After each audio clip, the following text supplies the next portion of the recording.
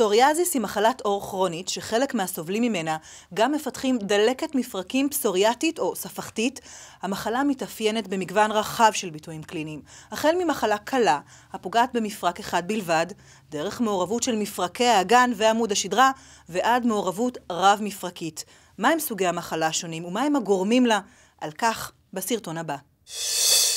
דלקת מפרקים פסוריאטית היא מחלה שכיחה למדי שפוגעת בערך בכ0.5% מן האוכלוסייה, ובעיקר מתפתחת בחולי פסוריאזיס, בערך בכ20% מחולי הפסוריאזיס. בערך בשנות ה-70 של המאה הקודמת, שני חוקרים שהם באמת נחשבים לעמודי התווך בתחום של דלקת מפרקים פסוריאטית, מול ורייט, תיארו 5 קבוצות של חולי פסוריאטיק ארתרייטיס.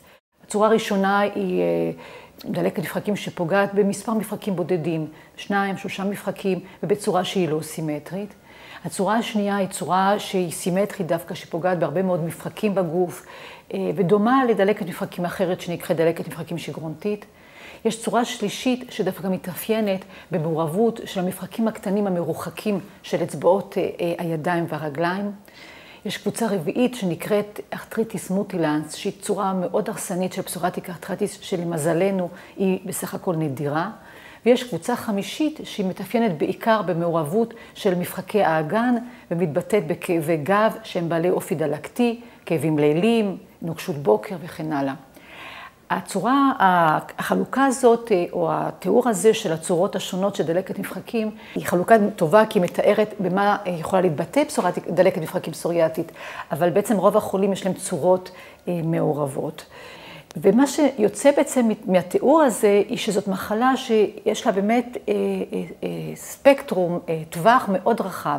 מצד אחד, בקצה האחד יש לנו חולים קלים מאוד, שאולי יש להם מעורבות של מפרק אחד בלבד, ובקצה השני יש לנו חולים קשים עם מחלה שעלולה להיות הרסנית ושדורשת טיפול יותר אגרסיבי.